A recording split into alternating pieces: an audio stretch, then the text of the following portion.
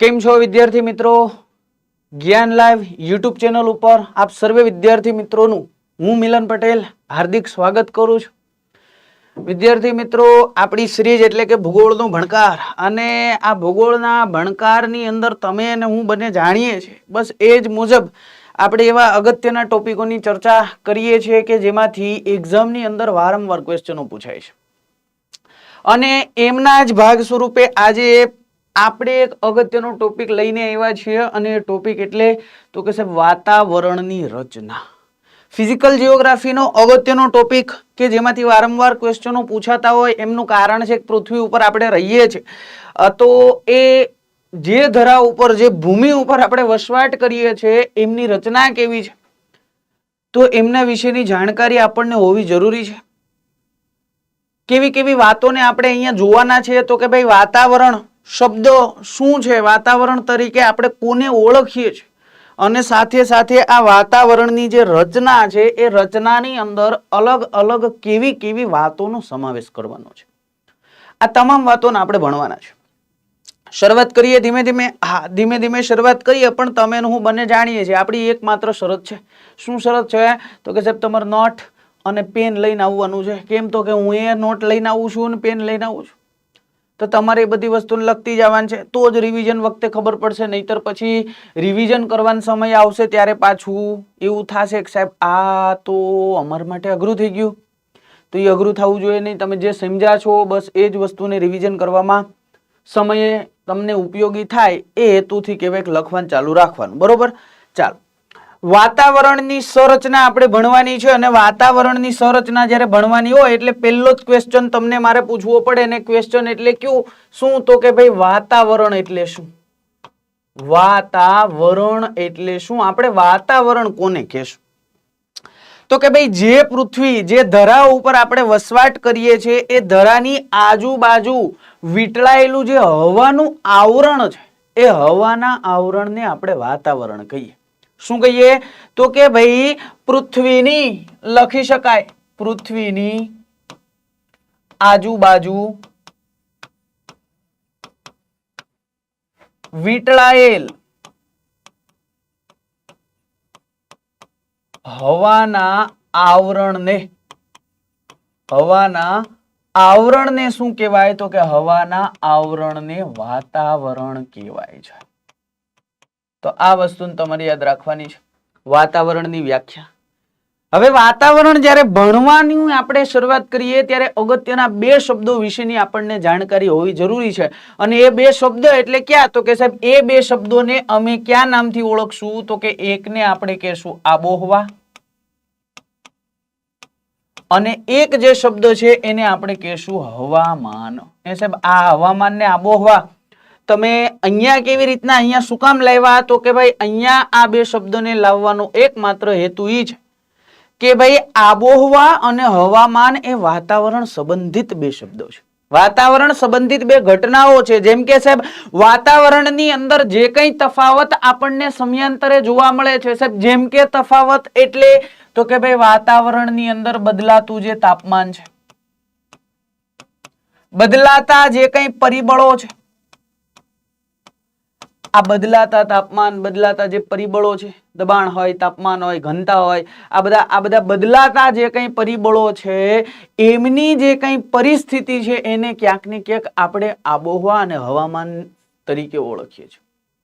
બંનેને અલગ કેવી રીતના કરી શકાય? તો કે ભાઈ વાતાવરણની જે કંઈ લાંબા ગાળાની પરિવર્તનની જે વાત છે એને આપણે આબોહવા કહીએ. એટલે અહીંયા લખી શકાય વાતાવરણની લાંબા ગાળાની પરિસ્થિતિ. લાંબા ગાળાની પરિસ્થિતિ. સાહેબ લાંબા ગાળાની પરિસ્થિતિ એટલે શું? તો કે જો તમે ને હું બંને અનુભવીએ છે કે આજથી હું તમને 50 વર્ષ પહેલાની વાત કરું તો 50 વર્ષ પહેલા ભારતની વાત કરીએ તો ભારત ઉપર તાપમાનની પરિસ્થિતિ કંઈક અલગ હતી, અને અત્યારે કંઈક અલગ છે. એ સમયે 35-40 ડિગ્રી તાપમાન કહેવાય કે હાઈએસ્ટ હતું, અને અત્યારે તો કે અત્યારે એ તાપમાન 45 ડિગ્રીએ પહોંચી ગયું છે. પણ એ જે કંઈ વધારો છે એ વધારો તાત્કાલિક નથી થયો ભાઈ, ધીમે ધીમે સમયાંતરે થયો છે. એટલે કે એમના માટે પરિવર્તન માટે સમયગાળો કેવો લાગ્યો છે તો કે લાંબો સમયગાળો લાગ્યો છે. તો એ જે કંઈ તફાવત છે, એ જે કંઈ પરિવર્તન છે એને આપણે આબોહવા તરીકે ઓળખશું. પણ સાહેબ અહીંયા અમારે કોઈ ચોક્કસ સમયની વાત કરવી હોય તો અમારે કેટલો સમયગાળો લેવાનો?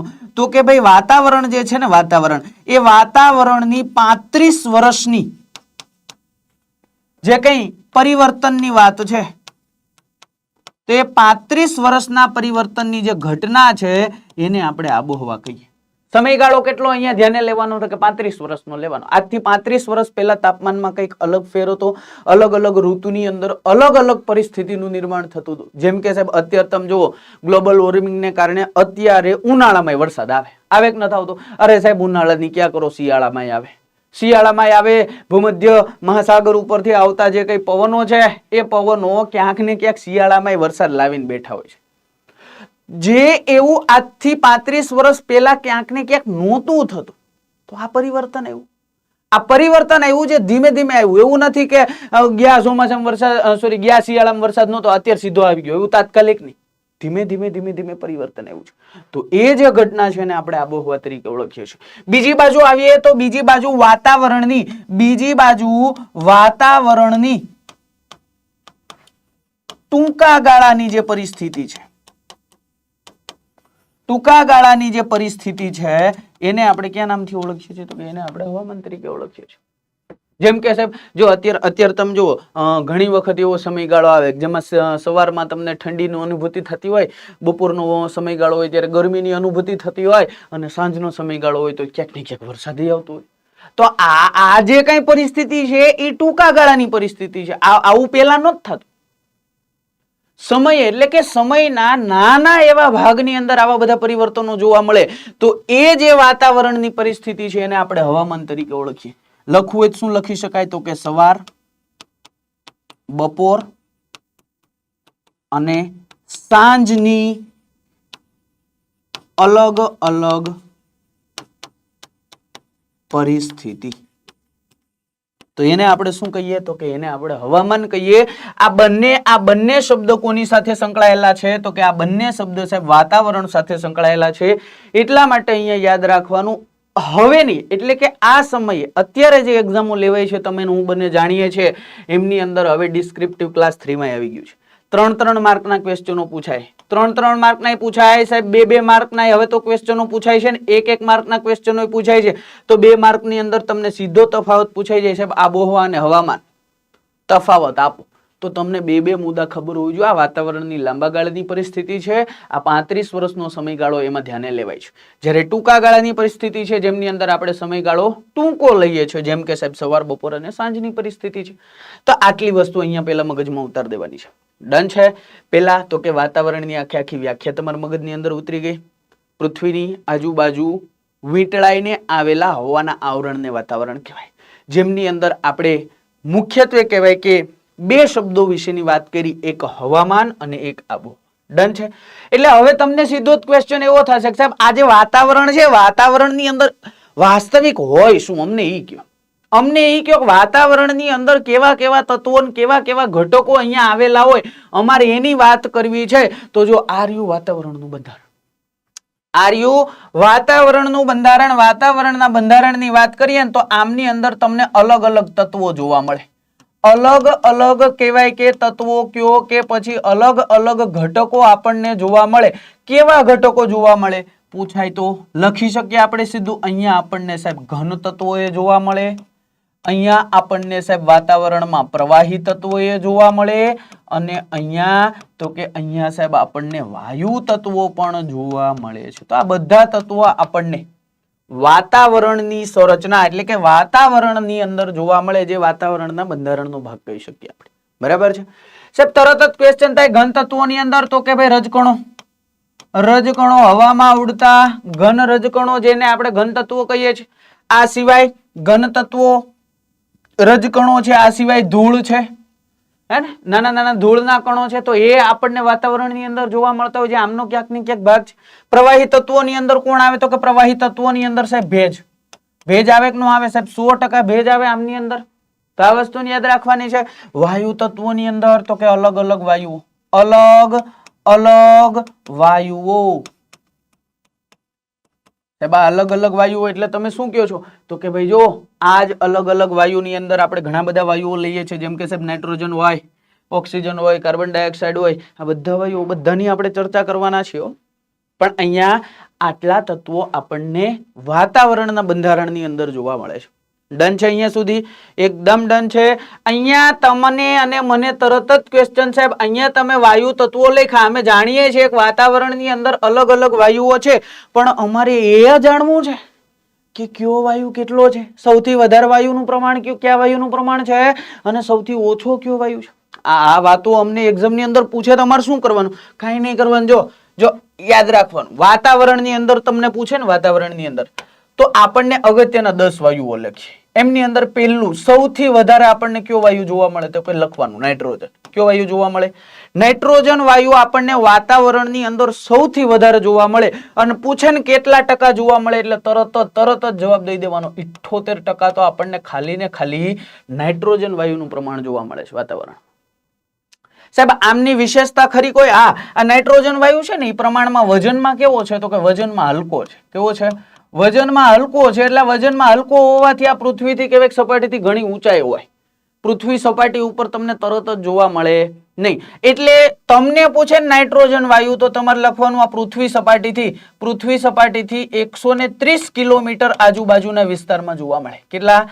130 કિલોમીટર આજુબાજુમાં કહેવાય કે આ નાઇટ્રોજન વાયુ ફેલાયેલો આપણને જોવા મળે. આ વસ્તુને યાદ રાખો.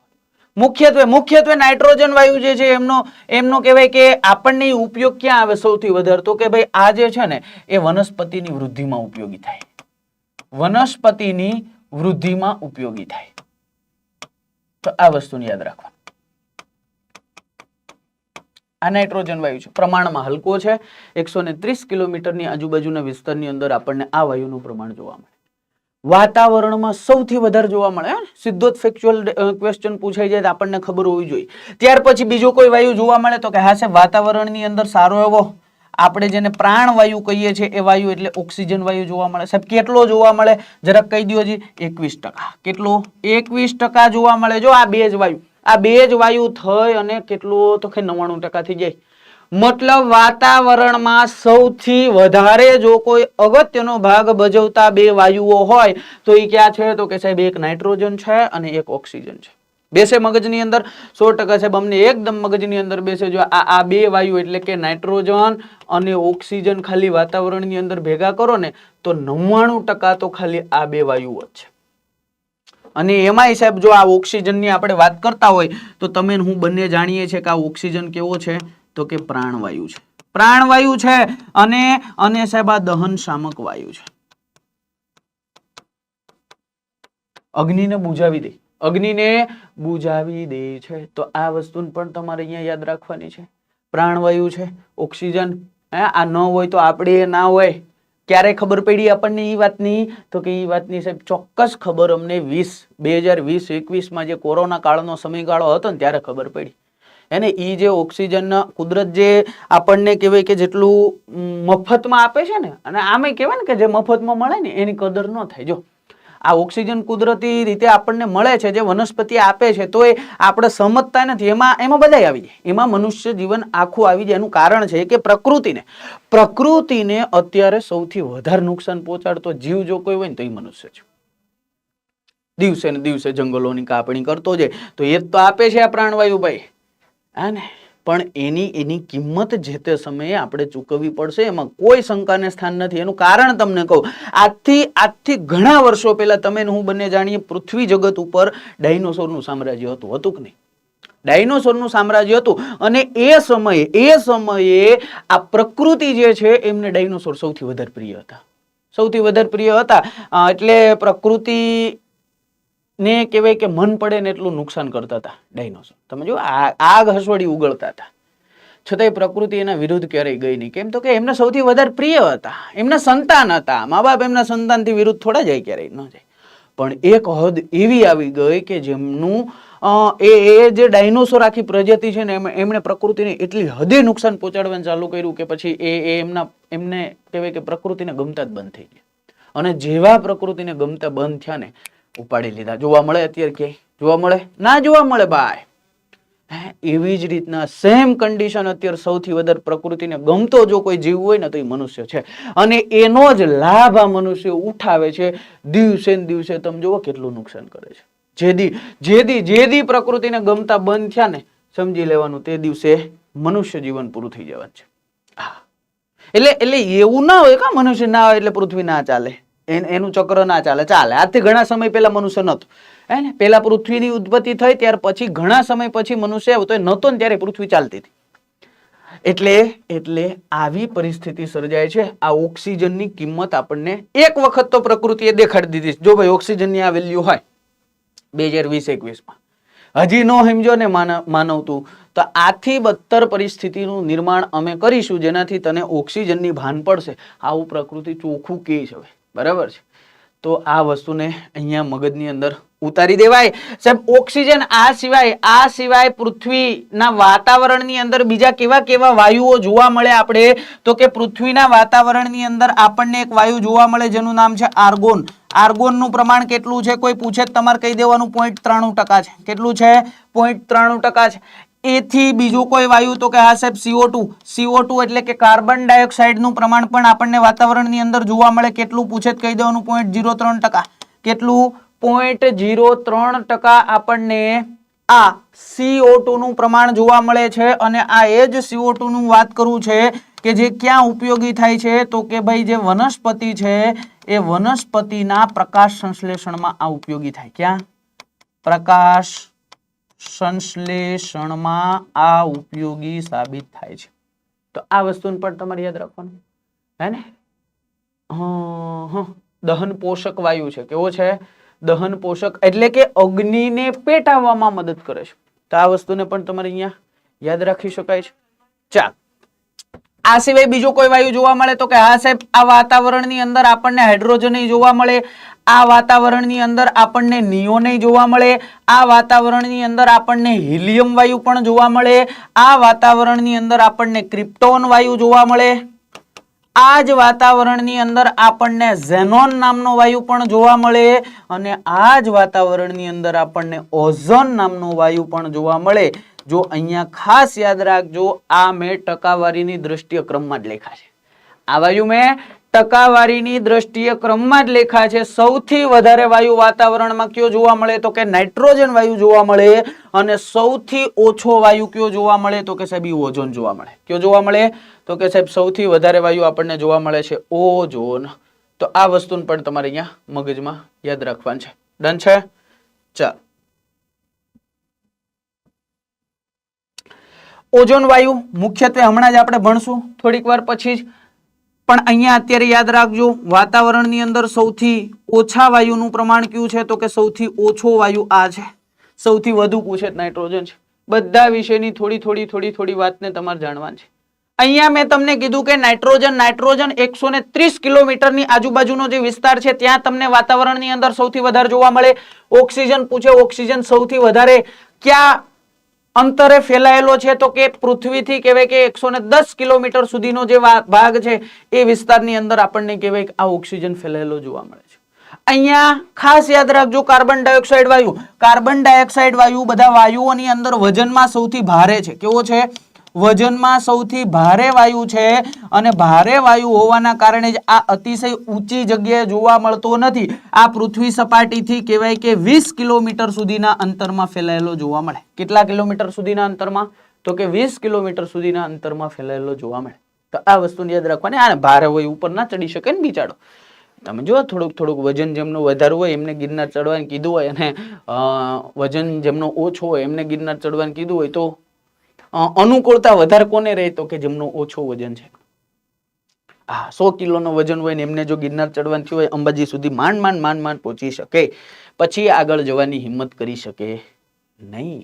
શરીર સાથ ન દે. બસ જો આને આવું જ થાય, આને ઉપર જવું જ છે, પણ ઉપર મીન્સ વાતાવરણમાં ઉપર જવું તો છે, પણ એમને એમનો વજન જવા દેતો નથી. તો આટલી વસ્તુને અહીંયા તમારે યાદ રાખવાની છે કે જે વાતાવરણની અંદર આવેલા અગત્યના વાયુઓ છે. અહીંયા તમે જોઈ શકો છો વાતાવરણના બંધારણની અંદર આ ઘન તત્વો, પ્રવાહી તત્વો અને વાયુ તત્વો. આ વાયુ તત્વોની અંદર આટલા વાયુઓ આપણને આ ધરા ઉપર ફેલાયેલા જોવા મળે છે. સાહેબ એ વાત તો તમારી 100% સાચી, એ તો અમને જોવા જ મળે છે, પણ આ વાતાવરણની જે કઈ પરિસ્થિતિ છે, અલગ અલગ રચના છે, એમને સમજવા માટે અમારે કેવી રીતના યાદ રાખવાનું કે ભાઈ કયા વિસ્તારની અંદર કેવા કેવા વાયુઓ આપણને વધારે જોવા મળે અને કયા વિસ્તારની પરિસ્થિતિ કેવી છે. તો જો એ અહીંયા જે કઈ વાતાવરણની પરિસ્થિતિ છે એ અલગ અલગ વિસ્તારની અંદર અલગ અલગ આપણને જોવા મળે, જેમને આપણે યાદ રાખવાની છે. કેવી રીતના? તો કે અલગ અલગ સ્તરને ઓળખીને. કેવી રીતના? અલગ અલગ સ્તરને ઓળખીને. સાહેબ કેવી રીતના? જો હું અહીંયા તમને સમજાવું. આ શું છે ખબર? આ પૃથ્વી સપાટી છે. શું છે? આ પૃથ્વી સપાટી છે. અને પૃથ્વી સપાટીથી તમે 100 કિલોમીટર દૂર ચાલો ને, કેટલા? 100 કિલોમીટર દૂર ચાલો ને એટલે અહીંયા તમને એક કાલ્પનિક રેખા જોવા મળે. આ કાલ્પનિક રેખા કઈ છે? કોઈ મને કહેશે? કાલ્પનિક રેખા કઈ છે? કોઈ મને કહેશે? તો કે હા સાહેબ, અમે તરત જ જવાબ દેશું. આ કાલ્પનિક રેખાને અમે કર્મણ રેખા તરીકે ઓળખીએ છીએ. કેવી રેખા? કર્મણ રેખા, જેને ઘણા લોકો કાર્મેન લાઈન પણ કહે છે. કેવી લાઈન? કાર્મેન લાઈન પણ કહે છે. સાહેબ શું કામ યાદ રાખવાની? તો કે આમનો હેતુ છે, આ જે રેખા છે ને, એ રેખાનો ઉપરનો જે ભાગ છે એને આપણે બાહ્ય વાતાવરણ કહીએ છીએ. શું કહીએ છીએ? બાહ્ય વાતાવરણ કહીએ છીએ. અને આ 0 થી લઈ અને 100 કિલોમીટર સુધીનો વિસ્તાર છે એને આપણે આંતરિક વાતાવરણ કહીએ છીએ. શું કહીએ છીએ? આંતરિક વાતાવરણ કહીએ છીએ. તમને ક્વેશ્ચન સીધો જ એવો પૂછાય કે બાહ્ય વાતાવરણ અને આંતરિક વાતાવરણને અલગ કોણ કરે? તો કે સાહેબ એમને અલગ કરે છે કોણ? તો કે એમને આ કર્મણ રેખા કરે છે. કર્મણ રેખા, મને એવું લાગે છે કે આ નામ છે ને કોઈ ગુજરાતી આપેલું હોવું જોઈએ, હે ને? તો જ હોય કર્મણ રેખા, હે ને? કર્મણ બાપા, બસ જો એની જેમ કર્મણ લાઈન. તો આ વસ્તુને યાદ રાખવાની. હવે અહીંયા તમે જોશો વિવિધ સ્તરને પેલા અહીંયા આપણે સમજી લઈએ, પછી એક એક સ્તરને આપણે ડિટેલમાં પણ સમજવાની ટ્રાય કરશું. બરાબર છે? પેલા આપણે નામ યાદ રાખીએ. કેવી રીતના નામ યાદ રાખશું? તો કે ભાઈ જુઓ, પૃથ્વી સપાટીથી આ જે સમુદ્ર સપાટી છે એ સમુદ્ર સપાટીથી તમે જાશો કેટલા અંતર સુધી? તો કે તમે જાશો 20 કિલોમીટર સુધીનો જે અંતર છે એ 20 કિલોમીટર સુધીના અંતરમાં જાશો ને ભાઈ, એટલે તમને જે આવરણ જોવા મળે છે, જે તમને સ્તર જોવા મળે છે, એને આપણે કયા નામથી ઓળખશું? તો કે એમને આપણે ક્ષોભ આવરણથી ઓળખશું. શેનાથી? ક્ષોભ આવરણથી ઓળખશું. ડિટેલમાં સમજાવીશ ક્ષોભ આવરણને, અને કેવી પરિસ્થિતિ, કેવી કન્ડિશન છે, આ બધી વસ્તુને સમજાવીશ. પણ અહીંયા નામ યાદ રાખજો. ચાલો, આ જે 20 કિલોમીટરનો વિસ્તાર છે, આ 20 કિલોમીટર થી લઈ અને 50 કિલોમીટર સુધીના વિસ્તારમાં જાશો. આ 50 કિલોમીટર સુધીના વિસ્તારમાં જાશો એટલે આપણને જે આવરણ, જે સ્તર જોવા મળે છે એને આપણે શું કહેશું? તો કે એને આપણે કહેશું સમતાપ આવરણ. શું કહેશું? સમતાપ આવરણ. તો આ વસ્તુને પણ યાદ રાખવાની. અને આવી જ રીતના આ 50 કિલોમીટર થી લઈ અને 80 કિલોમીટર સુધીના વિસ્તારમાં આપણે જાશું એટલે આ જે સ્તર આપણને જોવા મળે છે એ સ્તરને આપણે કયા નામથી ઓળખશું? તો કે એમને આપણે કહેશું મધ્ય આવરણ. શું કહેશું? મધ્ય આવરણ. અને 80 કિલોમીટર થી 12 અનંત અંતર સુધીનો જે ભાગ છે, ક્યાં સુધીનો? અનંત અંતર સુધીનો જે ભાગ છે એને આપણે કયા નામથી ઓળખશું? તો કે એમને આપણે બાહ્ય આવરણ તરીકે ઓળખશું. આ બાહ્ય આવરણની અંદર પણ આપણે અલગ અલગ પ્રકાર જોશું. પણ અહીંયા આટલી વસ્તુને યાદ રાખજો કે સૌ પ્રથમ પૃથ્વી સપાટીની સૌથી નજીકનું જે આવરણ છે એને આપણે કયા નામથી ઓળખીએ છીએ? તો કે એને આપણે સાહેબ ક્ષોભ આવરણ તરીકે ઓળખીએ છીએ. એમાંથી ઉપરનું જે આવરણ છે એને આપણે સમતાપ આવરણ તરીકે ઓળખીએ છીએ. અને એનાથી ઉપરનું જે આવરણ છે એને આપણે મધ્ય આવરણ તરીકે ઓળખીએ છીએ. અને આખે આખું અનંત અંતર સુધી વિસ્તરેલું જે બાકીનું વધ્યું એને આપણે બાહ્ય આવરણ તરીકે ઓળખીએ. આ 4 નામ કમ્પ્લીટ છે. ફરીથી ક્ષોભ આવરણ, સમતાપ આવરણ, મધ્ય આવરણ અને બાહ્ય આવરણ. એક આવરણને આપણે ડિટેલમાં ભણવાના છીએ. જરાય ટેન્શન લેવાનું થતું નથી. બધા આવરણને ભણી ગયા પછી મને કહેજો કે સાહેબ હવે આ બાકી રહ્યું. બરાબર? ચાલ તો શરૂઆત કરી દે એક પછી એક આવરણોને ભણવાની. સૌ પ્રથમ કોની વાત કરશું? તો કે ક્ષોભ આવરણની વાત કરશું. ક્ષોભ આવરણની વાત કરું એટલે હમણાં જ મેં તમને કીધું કે આ ક્ષોભ આવરણની શરૂઆત ક્યાંથી થાય? તો કે આ રે પૃથ્વી સપાટી. શું છે? આ રહી આખે આખી આપણી પૃથ્વી સપાટી. અને પૃથ્વી સપાટીથી તમે ક્યાં સુધી જાશો? તો કે 20 કિલોમીટર સુધીનો જે ભાગ છે, 20 કિલોમીટર સુધીનો જે ભાગ છે એને આપણે કયા નામથી ઓળખશું? તો કે એને આપણે સાહેબ ઓળખશું ક્ષોભ આવરણ તરીકે. બેઠે મગજમાં બેસે છે સાહેબ? એકદમ મગજમાં બેસે, કશું એ અઘરું છે નહીં. હવે અહીંયા પરિસ્થિતિ કેવી થાય છે એ તમને કહું. અહીંયા પરિસ્થિતિ કેવી થાય છે ઈ તમને કહું છું કે જો હમણાં જ મેં કીધું હતું કે આ જે કઈ 20 કિલોમીટર સુધીનો વિસ્તાર છે એમાં સૌથી વધારે કયો વાયુ હશે તો કે CO2 વાયુ હશે. કયો હશે? CO2 વાયુ હશે. અને CO2 વાયુ મેં તમને થોડીક વાર પહેલા જ કીધું કે આ વાયુ વજનમાં કેવો છે? વજનમાં ભારે છે. હવે વજનમાં આ વાયુ ભારે હોવાના કારણે મોટા ભાગે આ વાયુનું સૌથી વધારે પ્રમાણ ક્યાં હશે તો કે આ વિસ્તારની અંદર હશે. જેમ જેમ જેમ જેમ ઉપર થશે એમ શું થશે તો કે વાયુનું પ્રમાણ ઘટતું જશે. CO2 નું વાત કરું છું ભાઈ, અહીંયા કોની વાત કરું છું? કાર્બન ડાયોક્સાઇડ વાયુની વાત કરું છું. કાર્બન ડાયોક્સાઇડ વાયુનું પ્રમાણ આ વિસ્તારમાં વધારે હશે. જેમ જેમ જેમ જેમ ઉપર જતા જશો એમ એનું પ્રમાણ કેવું હશે તો કે એમ એમનું પ્રમાણ ઘટતું જશે. શું કામ? તો કે ભાઈ ભારે છે. કેવા છે? ભાઈ ભારે છે ભાઈ. અને કાર્બન ડાયોક્સાઇડ વિશે તમે જાણો છો કે આ કાર્બન ડાયોક્સાઇડ જે વાયુ છે, કાર્બન ડાયોક્સાઇડ વાયુ ઉપર જ્યારે સૂર્યના કિરણો પડે છે ત્યારે પરાવર્તિત જ્યારે થાય છે એને એમની આવૃત્તિની અંદર ચેન્જ થાય છે અને ઉષ્માનું, સોનું કોનું? ઉષ્માનું, એનર્જીનું ઉત્સર્જન કરે છે. કોણ? CO2 વાયુ. અને એટલા જ માટે તમે જોવો છો ને કાર્બન ડાયોક્સાઇડ આપણે કહીએ છીએ કે કાર્બન ડાયોક્સાઇડનું પ્રમાણ વધ્યું, તાપમાન વધ્યું, આવું તમે જનરલી રીતે સાંભળ્યું હશે. હા, એનો મતલબ અહીંયા શું થાય છે તો કે આ નજીકના વિસ્તારમાં તાપમાન કેવું હશે તો કે તાપમાન વધારે હશે. જેમ જેમ જેમ જેમ ઉપર જાશો કાર્બન ડાયોક્સાઇડનું પ્રમાણ ઘટતું જશે એમ તાપમાનમાં શું થશે?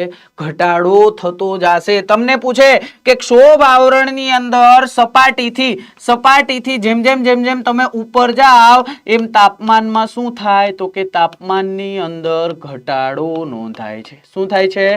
તાપમાનમાં ઘટાડો નોંધાય છે. પણ સાહેબ ઈ તાપમાનમાં નોંધાતો ઘટાડો કેટલો એવું તમને પૂછે, તમારે સીધું કહી દેવાનું. તમે 1 કિલોમીટર ઉપર જાઓ ને ભાઈ, તમે 1 કિલોમીટર ઉપર જાઓ એટલે તાપમાનની અંદર 6.5 અંશ સેલ્સિયસનો ઘટાડો થાય. કેટલો થાય? 6.5 અંશ સેલ્સિયસનો ઘટાડો થાય. લખવું એટલે લખાય 165 મીટરની ઊંચાઈએ જાઓ ને એટલે 1 અંશ સેલ્સિયસનો તાપમાનનો ઘટાડો થાય. આ બંને એક જ છે. આ બંને એક જ છે. 1 કિલોમીટર ઊંચા જાવ એટલે આટલો ઘટાડો થાય. આ જે ઘટાડો છે ને ભલા માણસ, આ જે ઘટાડો છે એને શું કહેવાય ખબર છે? આ જે ઘટાડો છે એને આપણે લેપ્સ રેટ તરીકે ઓળખીએ છીએ. શેના તરીકે ઓળખીએ છીએ? લેપ્સ રેટ તરીકે ઓળખીએ છીએ. ખાસ યાદ રાખજો. અને આ જે ઘટાડો એટલે કે 1 કિલોમીટરની ઊંચાઈએ જતા જે 6.5 અંશ સેલ્સિયસનો ઘટાડો સામાન્ય રીતે આપણને થતો જોવા મળે છે, જો એમાં અચાનક જ તફાવત જોવા મળે તો એને આપણે અલગ નામથી ઓળખશું. જેમ કે સાહેબ શું કહેવા માંગો છો? ઈ ના ખબર પડી તો કે જુઓ, અહીંયા 1 કિલોમીટર છે, અહીંયા તમે આવશો, આ 1 કિલોમીટર પૂરું થયું એટલે 6.5 અંશ સેલ્સિયસનો ઘટાડો થશે. આવી જ રીતના ફરીથી અહીંયા આવશો 1 કિલોમીટર એટલે ફરીથી 6.5 અંશ સેલ્સિયસનો ઘટાડો થશે.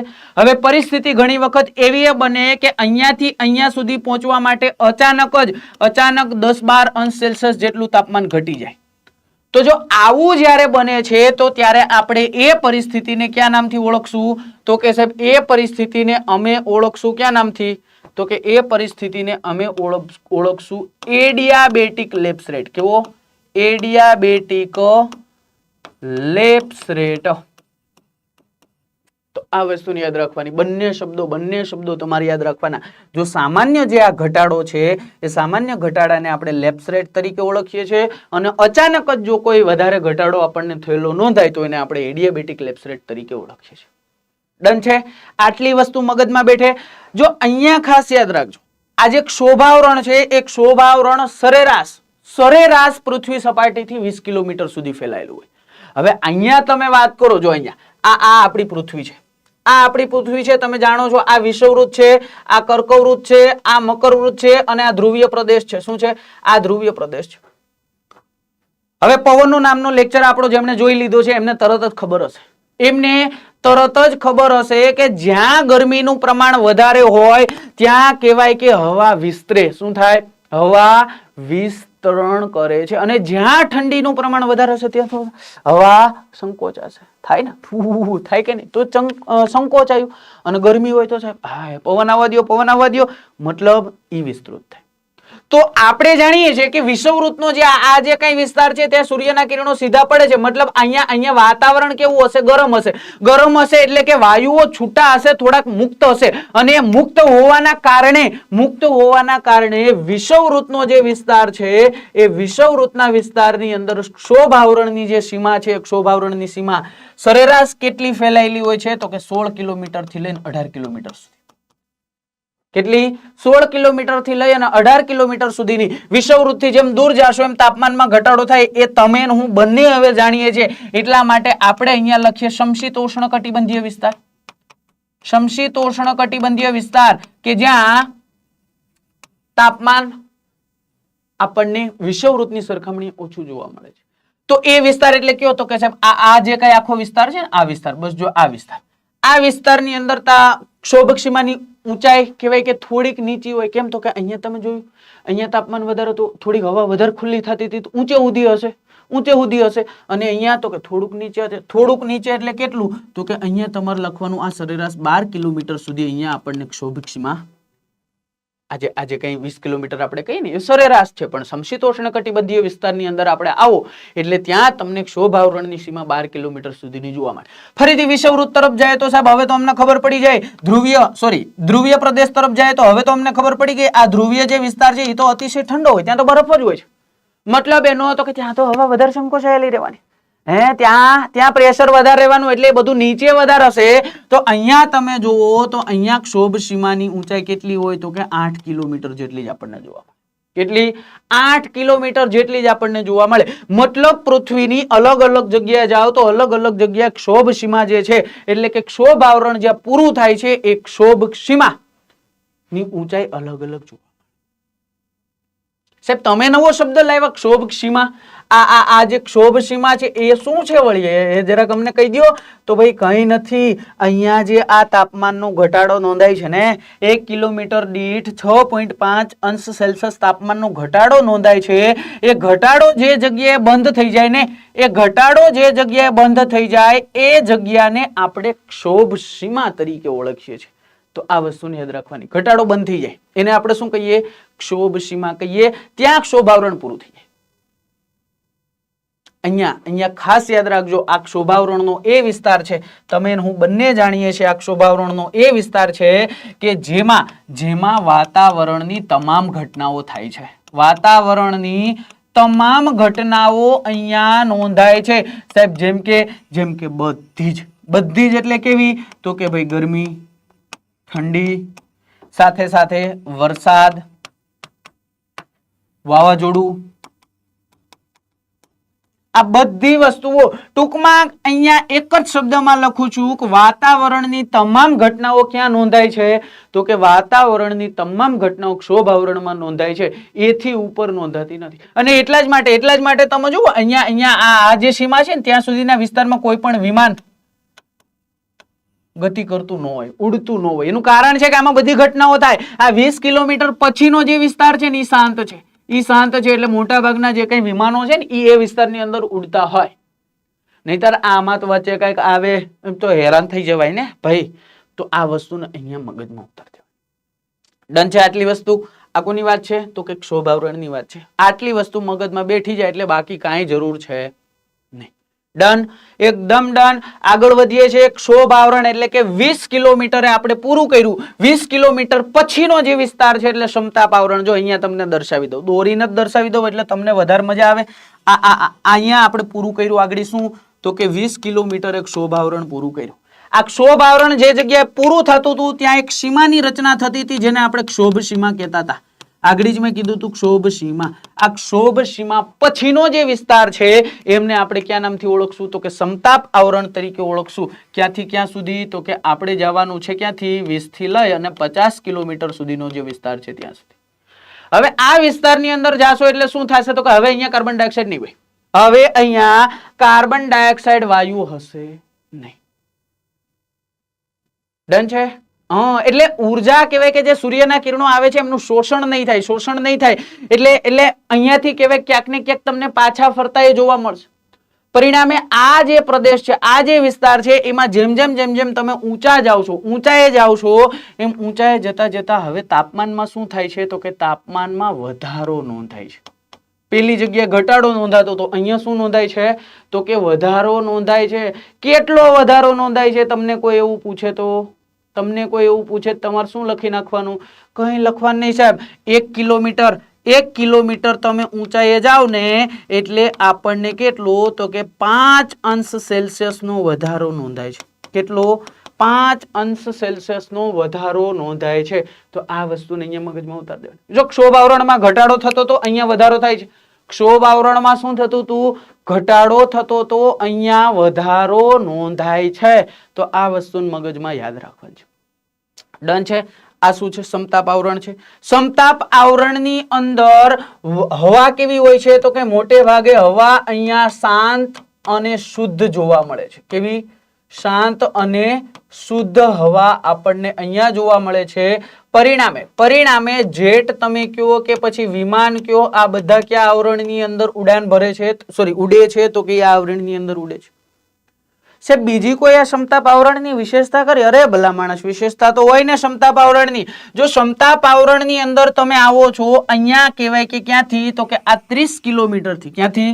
30 કિલોમીટરથી લઈ અને 45 કિલોમીટર સુધીનો જે વિસ્તાર છે, 45 કિલોમીટર સુધીનો જે વિસ્તાર છે, અહીંયા આપણને એક વાયુનું પ્રમાણ જોવા મળે છે જેને આપણે ઓઝોન વાયુ કહીએ. કેવો વાયુ કહીએ?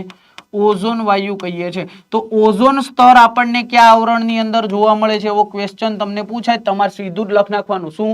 તો કે એને સાહેબ અમે સમતાપ આવરણ તરીકે ઓળખીએ છીએ. ઓઝોન વાયુ હમણાં જ મેં તમને કીધું તો આ ઓઝોન વાયુ વાતાવરણની અંદર જોવા મળતો કેવો તો કે સૌથી ઓછો વાયુ છે. આમનું અણુસૂત્ર કોઈ મને કહેશે? આમનું અણુસૂત્ર હશે, અમે તરત જ કહેવું, અમને તો આવડે છે. આમને અમે O3 તરીકે ઓળખીએ. ઓક્સિજનના 3 અણુ એટલે અમે એને ઓઝોન કહીએ. પણ સાહેબ અત્યારે આ ઓઝોનની વાત કરીએ ને તો આમનું ખવાણ થાય છે એ આપણા માટે બહુ અને બહુ જ કહેવાય કે ગંભીર ઘટના છે ભાઈ.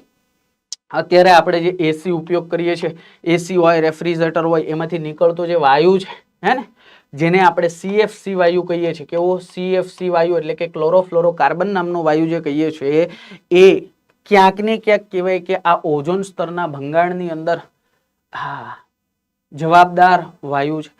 આ વાયુ હોય, બીજા ઘણા બધા વાયુઓ છે, પણ સૌથી વધારે કહેવાય કે નુકસાન કરતો હોય તો આ CFC વાયુ છે, ક્લોરોફ્લોરોકાર્બન જેને આપણે કહીએ છીએ.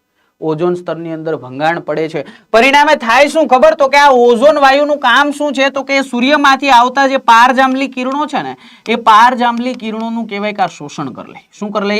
પારજાંબલી કિરણોનું શોષણ કરી લે આ વાયુ. હવે જો અહીંયા ગાબડા પડી જાય ને ઓઝોનની અંદર ગાબડા પડી જાય ને તો આ પારજાંબલી કિરણો સીધા આવે ક્યાં તો કે સીધા આવે પૃથ્વી પર.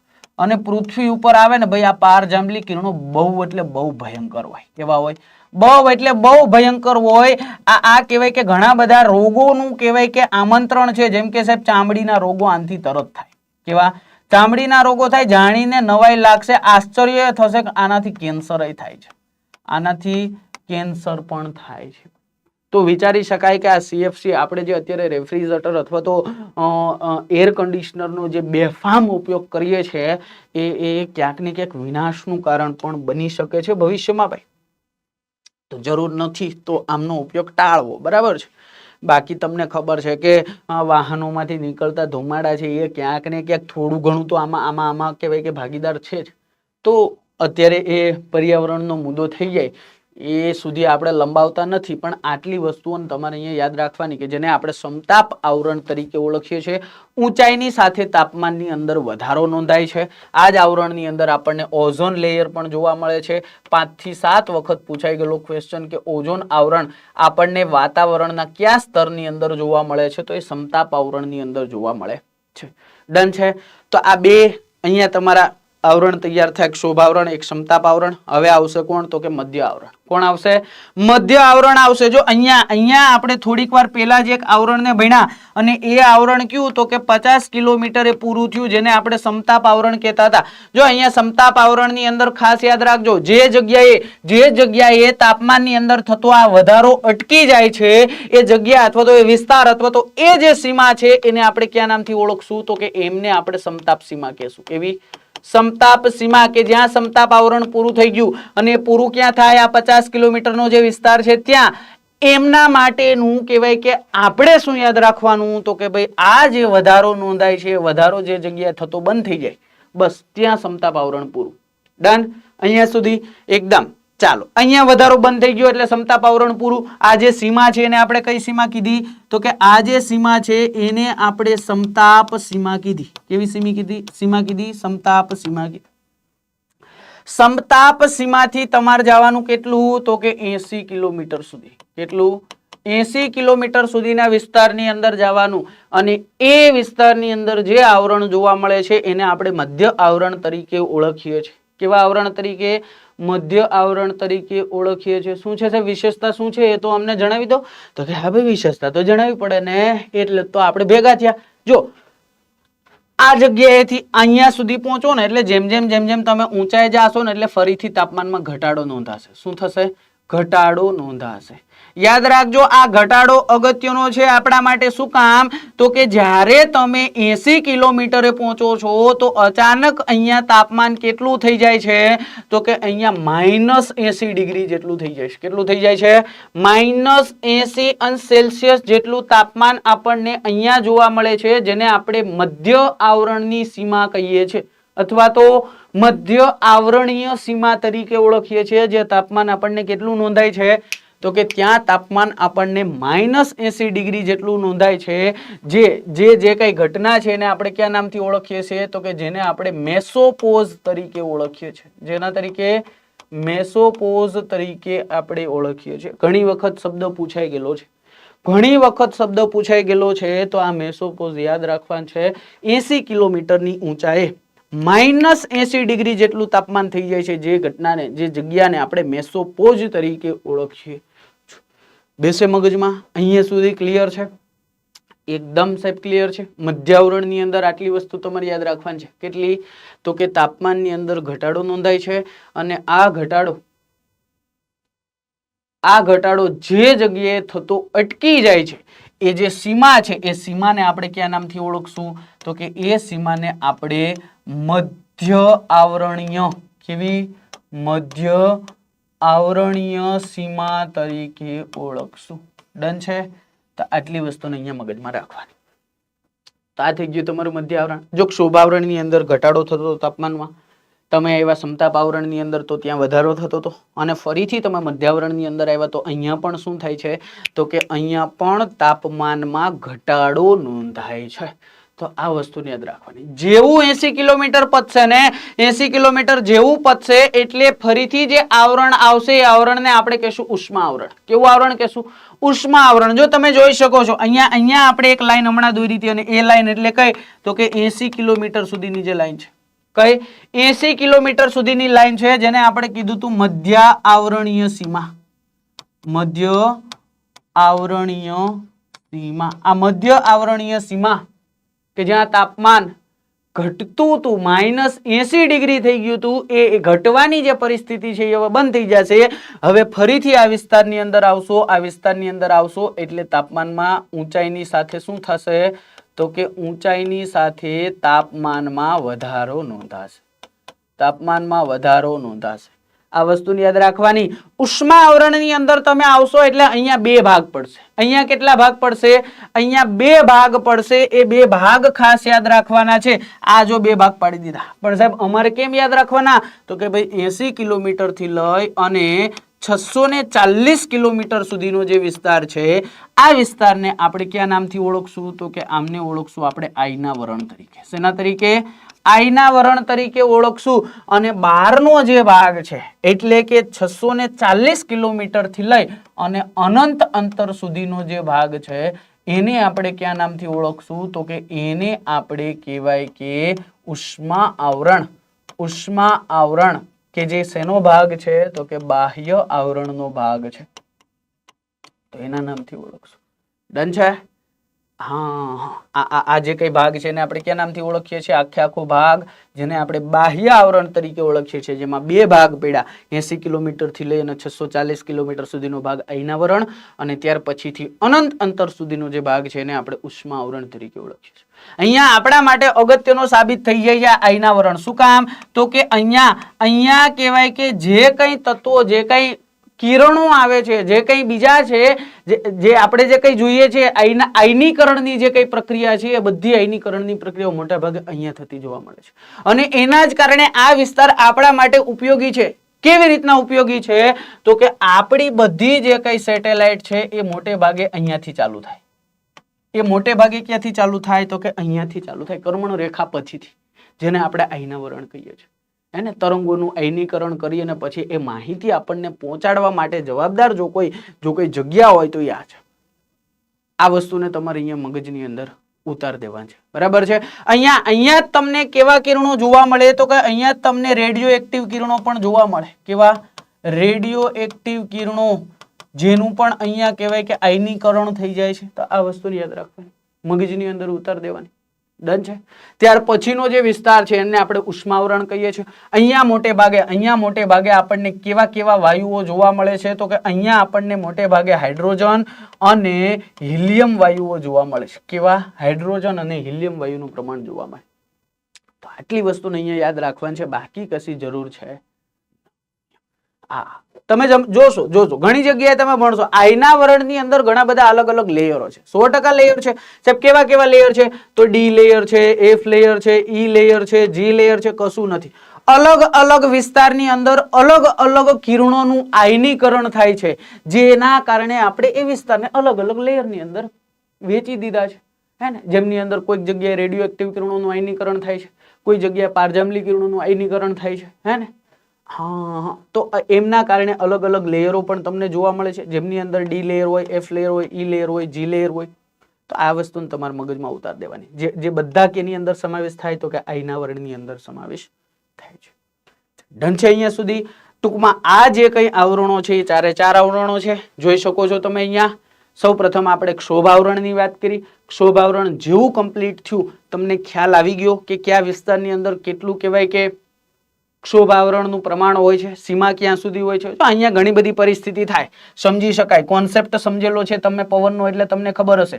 દિવસ દરમિયાન અને રાત્રિ દરમિયાન પણ ક્ષોભ સીમાની ઊંચાઈ અલગ અલગ હોઈ શકે. શું કામ? તો કે દિવસે તાપમાન વધારે હોય, તાપમાન વધારે હોય, હવા ફેલાય તો દિવસે ક્ષોભ સીમાની ઊંચાઈ કેવી થાય? તો કે ઊંચાઈ વધે. અને રાત્રે તાપમાન શું થાય? તો કે તાપમાન ઘટે એટલે સંકોચાય હવા, એટલે આમની ઊંચાઈ શું થાય? તો કે આમની ઊંચાઈ ઘટે. આવી જ પરિસ્થિતિનું બીજું પણ નિર્માણ થઈ શકે. ક્યારે? તો કે ઉનાળો અને શિયાળો. ક્યારે? ઉનાળો અને શિયાળો. ઉનાળાની અંદર તમે જુઓ તાપમાનનું પ્રમાણ વધારે હોય, ક્ષોભ સીમાની ઊંચાઈમાં શું થાય? તો કે ઊંચાઈમાં વધારો થાય. શિયાળાની અંદર તાપમાન ઓછું હોય, હવા સંકોચાય એટલે તો કે અહીંયા પણ શું થાય? તો કે ઊંચાઈની અંદર ઘટાડો થાય. શું થાય? ઊંચાઈની અંદર ઘટાડો. આવી બધી પરિસ્થિતિઓ નિર્માણ કરે. હો ભાઈ, આ ક્યાંથી આવ્યું? તો કે ઈ આપણું પવન નામનું ચેપ્ટર.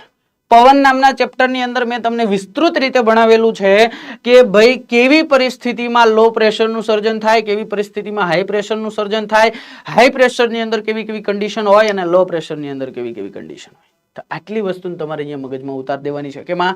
તો કે ક્ષોભાવરણની અંદર. પછી તો કે આગળ વધ્યા આપણે સમતાપાવરણની અંદર, જ્યાં અગત્યનો ઓઝોન વાયુ વિશેની ચર્ચા કરી દીધી.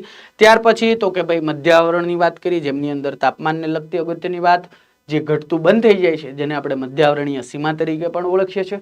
જેવા આગળ વધ્યા એટલે આપણે જોયું ઉષ્માવરણની અંદર 2 ભાગ પડ્યા, અયનાવરણ અને બાહ્યાવરણ. એમની અંદર પણ એક ભાગ 640 કિલોમીટર સુધીનો, જેમની અંદર રેડિયો એક્ટિવ કિરણો નું આયનીકરણ ક્યાંક ને ક્યાંક થતું જોવા મળે છે. આપણા કૃત્રિમ જે કંઈ ઉપગ્રહો છે, એ બધા તમને ક્યાંક ને ક્યાંક કહેવાય કે આ વિસ્તારની અંદર મોટે ભાગે જોવા મળે છે. અને આપણી જે સેટેલાઇટો છે, જેને આપણે કહીએ છીએ, કેમ? તો કે એમના માધ્યમથી જ આ વાતાવરણના કારણે જ કહેવાય કે એ માહિતી આપણા સુધી સરળતાથી પહોંચી જાય છે. અને બહારનું જે આવરણ છે, જેને આપણે ઉષ્મા આવરણ, બાહ્ય આવરણ કહીએ છીએ, કે જ્યાં સૌથી વધારે કયા વાયુ હોય છે? તો કે હિલિયમ અને હાઇડ્રોજન જેવા વાયુઓ આપણને જોવા મળે છે. તો આટલી વસ્તુઓ તમારે પૃથ્વીની વાતાવરણની જે સંરચના છે એ સંરચનાના ભાગે યાદ રાખવાની. શરૂઆત ક્યાંથી કરી હતી? તો કે વાતાવરણ કહેવાય કોને? ત્યાર પછી તો કે ભાઈ ત્યાર પછી બે શબ્દ આબોહવા અને હવામાન, ત્યાર પછી વાતાવરણનું બંધારણ અને ત્યાર પછી વાતાવરણના અલગ અલગ જે સ્તરો છે અલગ અલગ સ્તરો. હવે અહીંયાથી આપણને કેવા કેવા ક્વેશ્ચનો પૂછાઈ શકે એમના વિશેની ચર્ચા કરીએ તો એક્ઝામની અંદર સંભવિત જે ક્વેશ્ચનો છે સંભવિત ક્વેશ્ચનોની અંદર પહેલો જ ક્વેશ્ચન આપના માટે વાતાવરણની લાંબા ગાળાની પરિસ્થિતિના ખાલી જગ્યા કહેવાય. લ્યો રહ્યો તમારા માટે ઓપ્શનો. તમારા માટે ઓપ્શનો આ બધા જવાબો તમે જોવો છો અત્યારે. એટલે જો અહીંયા સમય એટલા જ માટે 30 સેકન્ડનો હું આપીશ કે તમારે શું કરવાનું છે તો કે તમારે ક્વેશ્ચન નંબર 1 એવું લખી અને એમની સામે તમે જે ભણ્યા છો એ તમને યાદ છે એ જાણવા માટે, ચકાસણી કરવા માટે તમારે અહીંયા જવાબ લખવાનો. એ આવતો હોય તો એ, બી આવતો હોય તો બી, સી આવતો હોય તો સી અને ડી આવતો હોય તો ડી. આ તમારે જવાબ આપવાનો છે. એટલા જ માટે હું તમને દરેક ક્વેશ્ચનમાં 30 સેકન્ડનો સમય આપીશ કે જેના થકી તમે ટાઈપિંગ કરીને જવાબ પણ આપી શકો. તો આપી દો ચાલો જવાબ. આમની અંદર વાતાવરણની લાંબા ગાળાની જે પરિસ્થિતિ છે એ પરિસ્થિતિના ખાલી જગ્યા કહેવાય. હવામાન કહેવાય, આબોહવા કહેવાય, સમમંડળ કહેવાય કે પછી વિષમ મંડળ કહેવાય. સાહેબ જાણીએ છીએ હવામાન તો કે એને તો અમે ટૂંકા ગાળાની પરિસ્થિતિ કીધી હતી. સમમંડળ તો કે 80 કિલોમીટર સુધીનો જે વિસ્તાર છે કે જ્યાં વાયુઓનું સમાન રીતે વિતરણ થયું હોય. શું હોય? સમાન રીતે અલગ અલગ વાયુઓનું વિતરણ થયું હોય તો એને સમમંડળ કહીએ. 80 કિલોમીટર પછીનો જે વિસ્તાર છે કે જ્યાં વાયુઓનું અસમાન રીતે વિતરણ થયું હોય. કેવું? અસમાન રીતે વિતરણ થયું હોય તો એને આપણે વિષમ મંડળ કહીએ. આબોહવા તો કે આબોહવા છે 35 વર્ષનો સમયગાળો જેને અમે લાંબો ગાળો કહીએ. તો અહીંયા તમારો જવાબ શું બની જાય તો કે અહીંયા તમારો જવાબ આબોહવા બની જાય. છમ કરતું તીર આવ્યું અને આબોહવાને ચીરીને વયું જવાનું છે. હે ડન છે. ચાલો બીજા નંબરનો ક્વેશ્ચન જોઈએ. અહીંયા પણ તમને 30 સેકન્ડનો ટાઈમ. ચાલો વાતાવરણમાં સૌથી ઓછું પ્રમાણ કયા વાયુનું જણાય છે? કાર્બન ડાયોક્સાઇડ, નિયોન, ઓઝોન કે ઝેનોન? CO2, નિયોન, ઓઝોન અને ઝેનોન. ચાલો અહીંયા પણ તમારે શું કરવાનું છે તો કોમેન્ટમાં લખવાનું ક્વેશ્ચન 2. જવાબ એ આવતો હોય તો એ કહેવાનો, બી આવતો હોય તો બી કહેવાનો, સી આવતો હોય તો સી અને ડી આવતો હોય તો ડી. આ તમારા જવાબ પહેલા આપી દેવાના છે. મારા જવાબ આપ્યા પહેલા તમારે આપવાના છે તો જ ખબર પડશે, નહીતર ખબર પડશે નહીં. સાહેબ 100%. જો ટાઈમ ઘટતો હોય તો વિડીયોને પોઝ કરી દેવાનો. શું કરી દેવાનું? વિડીયોને સ્ટોપ કરી દેવાનો અને પછી કોમેન્ટ આપીને પાછો વિડીયો ચાલુ કરી દેવાનો. બરાબર? ચાલો તો અહીંયા આપણો જવાબ શું આવશે તો કે ઓઝોન. શું આવશે? ઓઝોન. 30 થી લઈ અને 45 કિલોમીટર સુધીનો જે વિસ્તાર છે ત્યાં જોવા મળતો આ ઓઝોન સ્તર. બરાબર છે? ચાલો આગળ વધીએ નવા ક્વેશ્ચન તરફ. એસિડ વર્ષા માટે કોણ જવાબદાર છે? ચાલો આર્ગોન વાયુ, નાઇટ્રિક ઓક્સાઇડ, ક્રિપ્ટોન ગેસ કે પછી કાર્બન ડાયોક્સાઇડ? 100% સાહેબ આ જે પ્રશ્નો છે ને આ જે પ્રશ્નો છે એ ક્લાસ 3 ની એક્ઝામ કે પછી સુપર ક્લાસ 3 ની એક્ઝામ હોય એમની અંદર મોટે ભાગે હું કહું ત્યાં સુધી 7 થી 8 વખત તો મેં જોયેલ છે. 7 થી 8 વખત તો મેં જોયેલ છે આ ક્વેશ્ચન અલગ અલગ એક્ઝામોની અંદર. તો આમના વિશે તમને ખબર હશે કે ભાઈ નાઇટ્રિક ઓક્સાઇડ કયો આવશે? નાઇટ્રિક ઓક્સાઇડ અહીંયા આર્ગોન વાયુ નહીં ભાઈ, આપણે આવું ક્યાંય નથી ભણ્યા. ક્રિપ્ટોન વાયુ પણ નહીં, કાર્બન ડાયોક્સાઇડ વાયુ પણ. તમે જો એસિડ વર્ષા ના થાય, કાર્બન ડાયોક્સાઇડ વાયુ તો હે ને આના કારણે એસિડ વર્ષા આવું ક્યાંથી લેવા? ન આવે નહીં. ચાલો ક્ષોભ આવરણને અન્ય કયા નામથી ઓળખવામાં આવે છે? જો અહીંયા રહ્યા તમારા ક્વેશ્ચન. વિક્ષોભ મંડળ, સંવહન મંડળ, પરિવર્તન મંડળ કે પછી આપેલ તમામ. નામ ઉપરથી ખ્યાલ આવી જાય. ક્ષોભ આવરણની અંદર થતી ઘટનાઓ ઉપરથી ખ્યાલ આવી જાય. તમામ જે કઈ વાતાવરણની ઘટના છે એ ક્ષોભ આવરણમાં થાય. મતલબ વારે ઘડીએ વિક્ષોભ આ મંડળની અંદર આવતો હોય જેમના માટે અલગ અલગ પરિબળ જવાબદાર હોય. કઈક ભૂકંપ આવે, કઈક સુનામી આવે, કઈક વાવાઝોડું આવે, કઈ હે ને ચક્રવાત આવે તો એ વિક્ષોભ થાય. એના કારણે તો વિક્ષોભ મંડળ સાહેબ કહેવાતું હોવું જોઈએ. સમવહન મંડળ આમની અંદર ગેસોનું મેં હમણાં જ કીધું જે ગેસો છે ગેસોનું જે કઈ વિતરણ છે એ સમાન રીતે વિતરણ થયેલું જોવા મળે છે.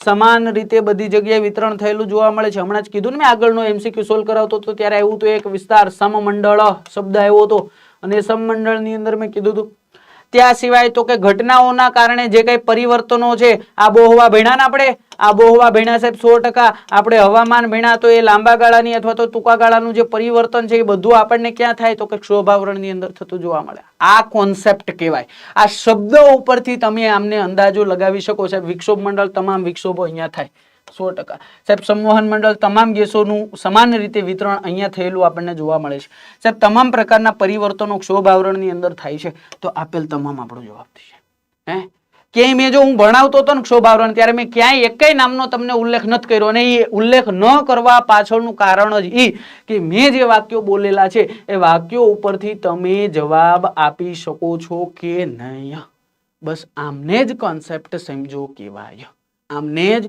कॉन्सेप्ट समझेलो कहेवाय तो आ वस्तुने याद राखवानी भाई क्षोभ आवरणमां ऊंचाईनी साथे तापमानमां शुं तफावत नोंधाय हवे तमने खबर हशे दर 1 किलोमीटरे 6.5 अंश सेल्सियस नो वधारो 1 किलोमीटरे 7.5 नो वधारो किमीए 5.5 नो वधारो के 1 किलोमीटरे फैक्चुअल डेटा छे बनावी दीधो छे तो अहींया तमारो जवाब 6.5 नो वधारो थई जाय छे बराबर छे दरेक क्वेश्चन नी अंदर हजी हूँ कहूं छुं आ विडियो स्टॉप करी अने कॉमेंट नी अंदर जवाब आप देजो जेनाथी खबर पड़े के तमारुं ध्यान केटलुं छे अहींया बराबर ओजोन स्तर क्या आवरणनी अंदर आवेलुं छे साहेब चवाई गेलो क्वेश्चन ए तमे 4 થી 5 वखत समजावी दीधो ने अलग स्लाइड में व्यवस्थित रीते समजाव्युं जेमनी ऊंचाई केटली छे तो के 30 થી લઈને 45 કેટલી 30 થી લઈ અને 45 જેને આપણે સમતાપ આવરણ તરીકે ઓળખીએ છીએ ચાલો 7મા નંબરનો ક્વેશ્ચન તમામ વાતાવરણીય ઘટના કયા આવરણમાં નોંધાય છે ભાઈ ભાઈ પૂરું થઈ ગયું તમામ વાતાવરણીય ઘટનાઓ ક્ષોભ આવરણમાં જ નોંધાય છે ક્યાં નોંધાય છે ક્ષોભ આવરણમાં જ નોંધાય છે ચાલો બીજો ક્વેશ્ચન 8મા નંબરનો મધ્ય આવરણમાં ઊંચાઈની સાથે તાપમાનમાં ખાલી જગ્યા થાય છે મધ્ય આવરણની વાત કરી છે ભાઈ मध्य आवरण सौप्रथम तमने आ जे आवरण छे क्षोभ आवरण बनाव्युं हतुं त्यार पछी समताप आवरण बनाव्युं हतुं अने त्यार पछी आ मध्य आवरण अने छेल्ले आ बाह्य आवरण छे तो अहींया तमने खबर छे तापमाननी अंदर शुं थतुं हतुं घटाडो थतो तो साहेब तापमाननी अंदर शुं थतो तो वधारो थतो तो तापमाननी अंदर घटाडो अने तापमाननी अंदर वधारो तो अहींया तमारो जवाब शुं आवे तो के मध्य आवरण छे साहेब मध्य आवरण छे थी घटाडो ज आवे शुं आवे घटाडो चालो त्यार पछी 9मा नंबरनो क्वेश्चन वातावरणमां ऑक्सिजन केटली ऊंचाई सुधी जोवा मळे छे वातावरणमां ऑक्सिजन 130 किलोमीटर 120 किलोमीटर 150 किलोमीटर के 110 किलोमीटर चाल जो अहींया तमे समजो छो मैं कीधुं तू नाइट्रोजन सौथी हळवो वायु छे वजनमां जेना परिणामे 130 किलोमीटर सुधी आ जोवा मळे ऑक्सिजन नी बात मैं तमने करी थी ऑक्सिजन नी बात करी थी 110 किलोमीटर सुधी हाँ तो आटली वस्तु ने याद राखवानी छे तो आ अगत्यना क्वेश्चनो आ सिवाय तमे जे कॉन्सेप्ट भण्या एमांथी विधान स्वरूपे घणा बधा क्वेश्चनो आवी शके छे तो नवाई नहीं पण हवे एवी आशा छे के आ 1 कलाकनो जे समय तमे किंमती समय आप्यो छे ए तमने बहु अने बहु ज उपयोगी साबित थशे आमना थकी तमे एक्जाम नी अंदर घणा बधा क्वेश्चनों ने हेन्डल करी शको छो बस शरत एक ज छे के तमे बधी वस्तु केवी तो के साहेब लखेली होवी जोईए तो आ वस्तुनी याद राखवानी तमे बधी वस्तु केवी तो के आपणी शरत ज ई छे नोट अने पेन लईने आववानुं जेना थकी तमारे बधी वस्तु तमारा बुकमां लखेली होवी जोईए चालो डन छे तो आजे अहींया सुधी राखीए छे फरी मळीशुं नवा लेक्चरनी अंदर नवा सेशननी अंदर अगत्यना टॉपिक विशेनी चर्चा करवा माटे आपणे पाछा भेगा थशुं त्यां सुधी जोडाયેલા रहो जोता रहो जय हिंद जय भारत।